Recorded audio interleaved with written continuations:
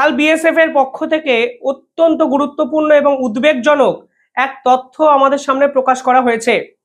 সেই তথ্য বিশ্লেষণ যদি আপনারা করেন তাহলে দেখতে পাবেন সেভেন সিস্টার্স অর্থাৎ উত্তর পূর্বের 7টি রাজ্যের পরিস্থিতি কিন্তু ক্রমশ জটিল হতে শুরু করেছে, যা ভারতের ইন্টেলিজেন্স এবং গোয়েন্দার দপ্তরের কাছেও অত্যন্ত মাথা ব্যথার কারণ। কেন আমি বলছি এ কথা? কালকে বিএসএফ এর পক্ষ থেকে যে তথ্য প্রকাশ করা হয়েছে সেখানে বলা হয়েছে 116 জন বাংলাদেশি অনুপ্রবেশকারীকে গ্রেফতার করা হয়েছে শেষ কয়েক মাসে, এবং এই পার্টিকুলার জায়গায় প্রায় 33টি গুরুত্বপূর্ণ অপারেশন চালিয়েছে বিএসএফ। এবার প্রশ্ন হলো, কেন বাংলাদেশিরা বারবার সেভেন সিস্টার্স বা উত্তর পূর্ব অঞ্চলকেই অনুপ্রবেশের মাধ্যম হিসাবে বেছে নিচ্ছে? এই প্রশ্ন কিন্তু কালকে ভীষণ মাত্রায় উঠতে শুরু করেছে। অন্তত যে ডাটা আমাদের সামনে এসেছে সেখানে বলা হচ্ছে সেভেন সিস্টার্স মানে উত্তর পূর্বে 7টি রাজ্য এবং বাংলা, এরা হলো অনুপ্রবেশকারীদের পছন্দের একটি জায়গা। পাশাপাশি সেখানে বলা হচ্ছে শেষ কয়েক মাসে চোরাচালানকারী এতটাই বেড়ে গেছে যে বিএসএফ কে সামলাতেও তা রীতিমতো এক অস্বস্তিকর পরিস্থিতির মধ্যে পড়তে হচ্ছে। 622টি গরু পাচারকারী রোকা গেছে এবং 622টি গরুকে আটক করা হয়েছে। এবং ইন্টারেস্টিং বিষয় হলো, এই অঞ্চল আগে যেখানে শুধুমাত্র গরু এবং সোনা রূপো পাচারকারীর জন্যই ব্যবহার করা হতো বা করতেন তারা, এখন দেখা যাচ্ছে একাধিক গুরুত্বপূর্ণ ভায়াগ্রা ট্যাবলেট, গাঁজা, লিকার, বস্ত্র, চিনি, অত্যন্ত গুরুত্বপূর্ণ কিছু উপাদান সেই জায়গা থেকে কিন্তু ভারতবর্ষে ঢুকছে। এবার ধরুন একটি চিনির বস্তা, এই চিনির বস্তার ভিতরে এমন কিছু পদার্থ লুকিয়ে আছে যা উপর থেকে আপনি বুঝতে পারলেন না, আপনি দূর থেকে ছবিতে ভাবলেন এটি চিনির বস্তা, কিন্তু এর ভিতরে কোনো বিস্ফোরক লুকিয়ে আছে নাকি আপনি তো জানেন না। বিএসএফ এর অফিসারদের কাছে প্রধান মাথা ব্যথার কারণ কিন্তু ঠিক সেটাই। কালকে বিএসএফ অফিসাররা একটি কোট দিয়েছেন, যদি এই কোটকে আপনারা দেখেন তাহলে দেখবেন তারা পরিষ্কারভাবে ন্যাশনাল সিকিউরিটি নিয়ে কনসার্ন, এবং সেভেন সিস্টার্সে যেরকম কর্মকাণ্ড তারা অনুধাবন করছেন বিগত 2-3 মাস, তাতে কিন্তু তারাও নিজেরা মনে করছেন এই অনুপ্রবেশকারীরা আসলে শুধুমাত্র ভারতে থাকতে আসছে তা নয়, এটা ভারতের বড় ন্যাশনাল সিকিউরিটির প্রসঙ্গেও বড় সড় থ্রেট কিন্তু নিয়ে আসছে অনুপ্রবেশকারীরা। পাশাপাশি কালকে ভারতের বাংলা বর্ডার, যে বাংলা বর্ডার নিয়ে প্রতিদিন বিএসএফ রীতিমতো নাকানি চোবানি খাচ্ছে এই অনুপ্রবেশকারী সামলাতে, কালকে নদিয়া বর্ডারে একজন চোরা চালানকারীকে গ্রেফতার করা হয়। তার কাছে কি পাওয়া যায় জানেন? তার কাছে পাওয়া যায় 440 গ্রাম সোনা, যার আনুমানিক মূল্য 44 লক্ষ টাকা। এবার আপনারা একটা কথা ভাবুন, আপনারা তো দিনের পর দিন শুনছেন বিএসএফ গুলি করছে, বিএসএফ এদেরকে আটকানোর চেষ্টা করছে, বিএসএফ চেষ্টা করছে যেন বিএসএফ যতটা পারা যায় ঠিক ততটাই জাতীয় সুরক্ষার কথা মাথায় রেখে সর্বস্ব দিয়ে ঝাঁপাতে, কিন্তু তা সত্ত্বেও অনুপ্রবেশকারী সমস্যা কিন্তু কখনোই কমার ইঙ্গিত দিচ্ছেন আমাদেরকে। উল্টে প্রতিদিন যে সকল ঘটনা আমাদের সামনে উঠে আসছে তা কিন্তু আরো খারাপ জায়গায় নিয়ে যেতে চলে যাচ্ছে। পাশাপাশি কালকে বস্ত্র উদ্ধার করা হয়েছে বিভিন্ন গভর্নমেন্ট, সেখানে তার পরিমাণ 31 লক্ষ টাকা। অর্থাৎ বুঝতেই পারছেন বিএসএফ যে এফোর্ট দিচ্ছে, কিছু ক্ষেত্রে মনে হচ্ছে সেই এফোর্টটাও কম হয়ে যাচ্ছে। আমাদের ভারতীয় সেনারা প্রাণপণ চেষ্টা করেও এই অনুপ্রবেশকারী ইস্যু থামাতে পারছে না, কারণ ওই দেশের সরকারই চাইছেন অনুপ্রবেশকারী ইস্যু সম্পূর্ণভাবে বন্ধ হোক। শুধুমাত্র আমাদের দেশ রক্ষা করছে বিএসএফ তা তো নয়, ওদের দেশেও তো বিজিবি আছে, তারা দিনের পর দিন বর্ডার অব্দি সাধারণ মানুষকে অ্যালাউ করছেন কেন, সেটাই তো বড় প্রশ্ন। আর সেভেন সিস্টার্স নিয়ে 1 মাস আগে গোয়েন্দাদের একটি রিপোর্ট, যে রিপোর্ট নিয়ে ভারী সুন্দর একটি আর্টিকেল আমি আপনাদের শোনাবো, তাহলে বুঝবেন কালকে মেঘালয়ের বিএসএফ এর পক্ষ থেকে যে তথ্য দেওয়া হয়েছে তা ভারতের ক্ষেত্রে শুধু অনুপ্রবেশকারী অর্থাৎ ম্যান পাওয়ার বৃদ্ধি পাওয়ার প্রসঙ্গে যে সমস্যা তৈরি করবে তা নয়, ভারতের সিকিউরিটির প্রসঙ্গেও অত্যন্ত গুরুত্বপূর্ণ এক ভূমিকা এই তথ্য কিন্তু কালকে জাস্টিফাই করছে এবং বুঝিয়ে দিচ্ছে সত্যি গোয়েন্দা দপ্তর যা ভাবছে ঠিক সেই পরিণতি কিন্তু উত্তর পূর্বকে কেন্দ্র করে হতে চলেছে। দেখুন, উত্তর পূর্ব নিয়ে একটি আর্টিকেল আপনাদের দেখাই, কিছুদিন আগে আর্টিকেলটা প্রকাশিত হয়েছে, ভারী সুন্দর একটি ব্যাখ্যা সাংবাদিক করেছেন। প্রথমত উত্তর পূর্বের যদি বর্ডার এরিয়া দেখেন দেখবেন 5484 কিলোমিটার বর্ডার কিন্তু উত্তর পূর্বের, 7টি রাজ্য 4টি দেশের সঙ্গে শেয়ার করে। এই বর্ডার এরিয়া বর্তমানে যে প্রবণতা তৈরি করছে তা কিন্তু ভারত পাকিস্তান বর্ডার এরিয়া থেকেও বিপজ্জনক। ভারত পাকিস্তান বর্ডার এরিয়াতে আপনি কি জানেন? আপনি জানেন যে এখানে সমস্যা তৈরি করবে পাকিস্তান, কখনো অমৃতসর বর্ডার দিয়ে ঢোকার চেষ্টা করবে, কখনো কাশ্মীর ওরিয়েন্টেড জায়গায় সন্ত্রাসবাদের চাষ করার চেষ্টা করবে। আপনি জানেন আপনার শত্রুকে, কিন্তু অদ্ভুতভাবে এই উত্তর পূর্বেতে যে 4টে দেশ আছে, আপনি পরীক্ষিত শত্রু অর্থাৎ চিহ্নিত শত্রু কিন্তু আপনি চেষ্টা করেও আইডেন্টিফাই করতে পারবেন না, এবং কারা কোন বিদ্রোহী গ্রুপের পিছনে আছে আপনি কিন্তু সে অর্থে বুঝতেই পারবেন না কিছু ক্ষেত্রে।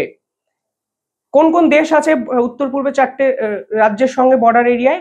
ভুটান, মায়ানমার, চীন এবং বাংলাদেশ।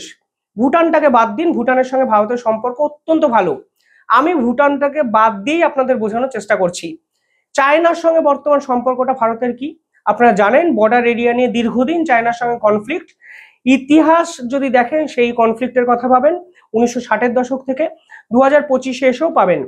চায়না অলরেডি উত্তর পূর্বের কিছু অংশ তাদের দাবি করে, এমনকি অরুণাচল তাদের অংশ, সেটা নিয়ে বারবার তারা বিস্ফোরক দাবি করে। এমনকি এই অঞ্চলে প্রায় 90,000 স্কোয়ার কিলোমিটার অঞ্চল নিয়ে ভারত এবং চায়নার মধ্যে কনফ্লিক্ট কিন্তু বজায় আছে।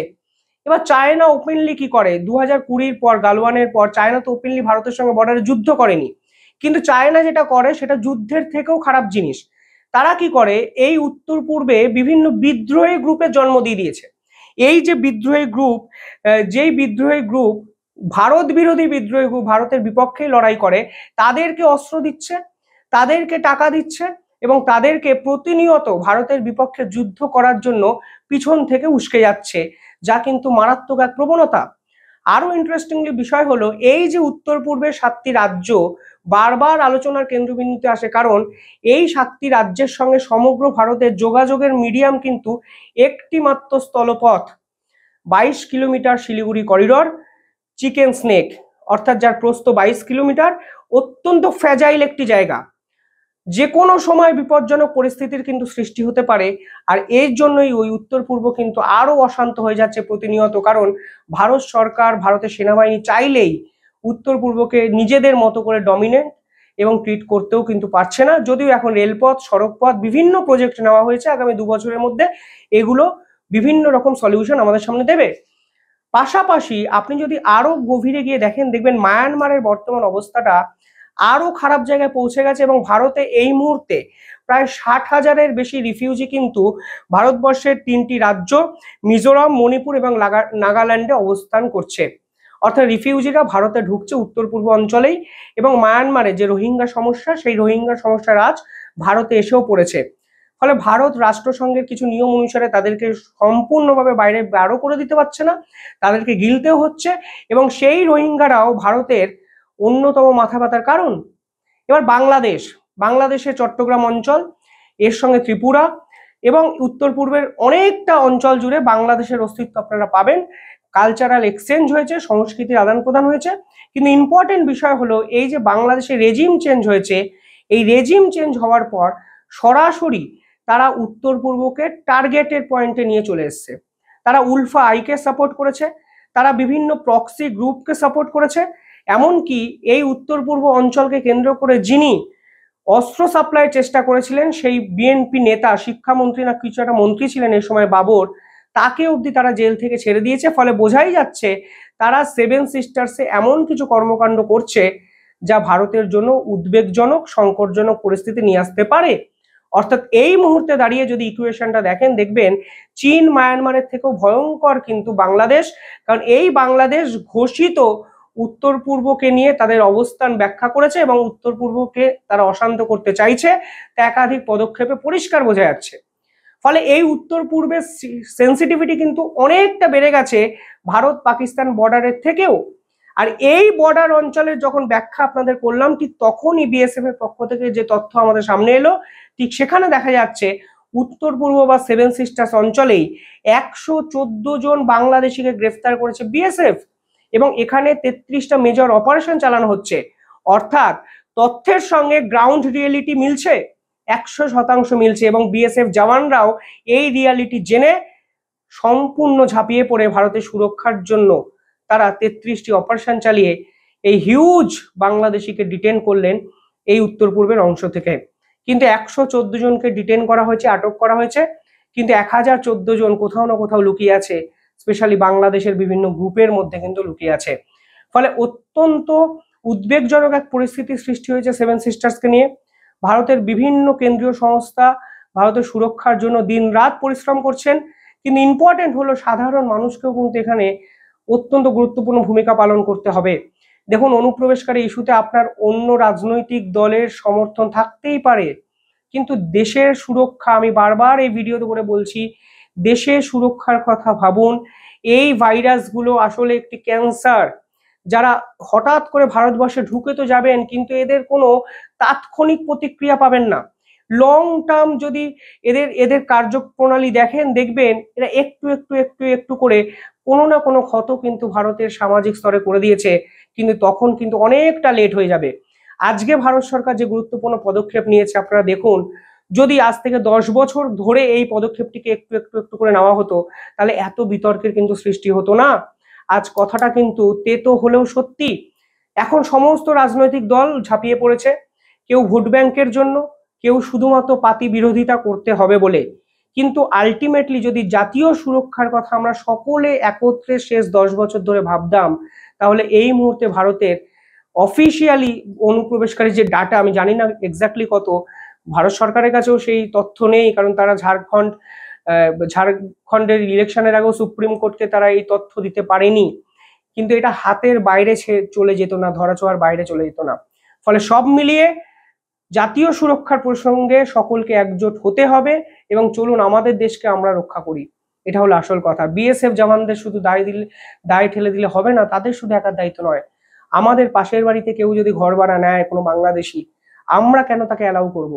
তারা এলেন, থাকলেন এবং পরবর্তীকালে দেখবেন আমাদেরকেই ডমিনেট করছেন। ফলে আপনারা কি এটা চান? এই প্রশ্ন নিজেরা করুন, কমেন্টে জানাবেন আপনারা কিভাবে দেখছেন পুরো বিষয়টি। আর 17ই আগস্ট আমি নিজে একটি সেমিনার করছি, যেখানে আমি ইউটিউব চ্যানেল কিভাবে গ্রো করা যায় আপনাদেরকে শেখাবো। আপনারা ইউটিউব চ্যানেলের ভিডিও বানাচ্ছেন, লোকের কাছে পৌঁছাচ্ছেন না, ঠিক কি পদ্ধতি অবলম্বন করে পৌঁছাতে পারবেন, আমি সেই সেমিনারে বলবো। কিভাবে এসইও করা হয়, কিভাবে search engine optimisation oriented thumbnail create করতে হয়, কিভাবে ইউটিউব চ্যানেলের বেসিক ছোট ছোট জিনিসগুলো জানা উচিত, না হলে আপনাদের চ্যানেল বড় হবে না, আপনাদের একটা source of income, revenue generate model আপনারা তৈরি করতে পারবেন না। সমস্ত কিছু নিয়ে আমি 2 ঘন্টার একটি সেমিনার করছি। আপনারা যোগাযোগ করুন আমাদের হোয়াটসঅ্যাপ নাম্বারে এবং সেই সেমিনারে যোগ দিন, তাহলে আপনারাও আপনাদের ডিজিটাল জার্নি খুব সহজেই শুরু করতে পারবেন। দেখতে থাকুন দ্য ইন্ডিপেন্ডেন্ট বেঙ্গল। ধন্যবাদ।